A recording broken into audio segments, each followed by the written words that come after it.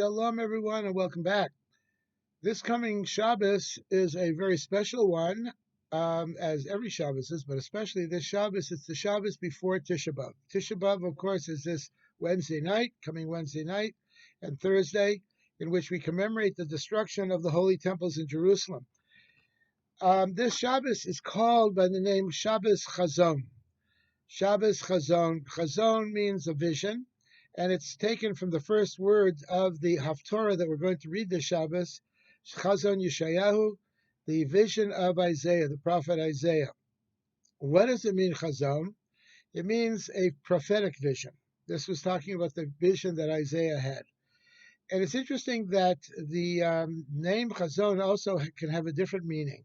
It can mean a prophetic vision, not just that Isaiah had, but that we all have on this special Shabbos. It is said, Rabbi Levi Yitzchak of Berditchev, one of the early Hasidic masters, would say that on Shabbos Chazon, each and every Jew, every single one of us, has a vision of the third temple, that God shows us a peek of the third temple in heaven, which is waiting to come down to earth when Moshiach comes. He gives an analogy, a parable, of a king who had a son that he loved very much, and he made a beautiful suit for this son. But the son didn't act properly, and he acted irresponsibly, and he took the suit and he ripped it to shreds. Whereupon the king made another beautiful suit, even nicer than the first one. And again, he gave it to his son, and again, the son did not take care of it, and he ripped that to shreds also.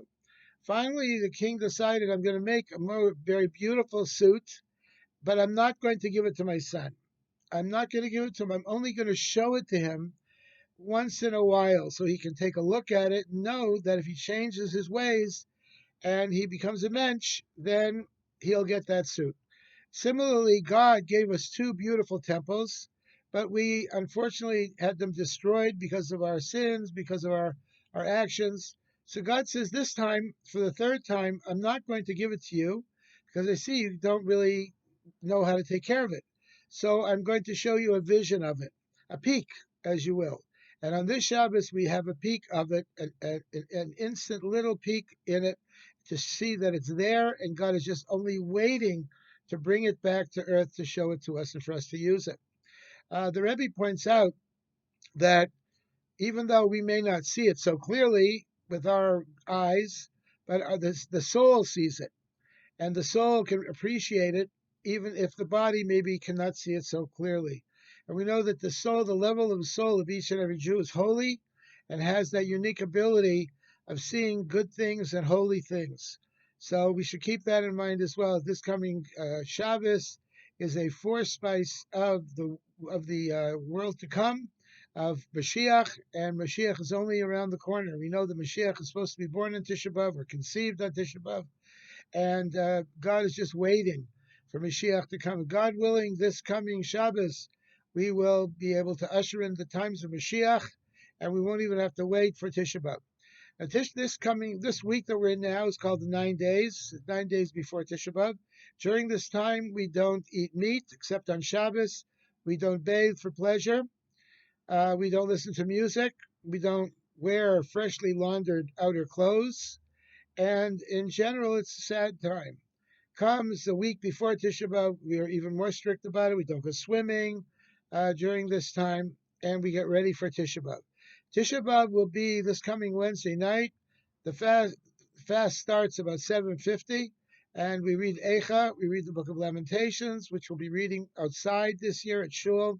And again, on Thursday morning, we'll have special prayers in the synagogue as well. We do not put on tefillin in the morning of Tisha B'Av. We do it later on the afternoon, including our talis, and there's special prayers, certain orders of things. So be in touch with that. This coming Shabbos, candle lighting is at 7:35. We're davening outside. Again, it's working out quite well for us. We're doing a lot of work around the shul. We're having the outside trellis painted all over, thanks to the Paley boys. They're doing a great job. And everything looks really, really great. So instead of a sad Tisha B'Av, we're looking forward to a happy one, a joyous one with the coming of Mashiach. I'd like to remind everyone again that this Rosh Hashanah Yom Kippur, we will only have limited spaces because it'll be probably outside, only for members of the synagogue. So to become a member of the shul, please contact us, and we'd be happy to help you with that. We have to be limited as far as, unfortunately, no non-members will be allowed to come in unless under special circumstances. So please, everyone, send in your membership dues and let us know that you're coming and tell us how many people are coming. We will be able to put families together, the men on one side with the husbands and their sons and everything, and the women with their daughters on the women's side, and this way we'll save a little space as well. So be in touch, everyone. Have a very good Shabbos and an easy fast, and I'll be speaking to you again probably next Tuesday. Shalom, shalom.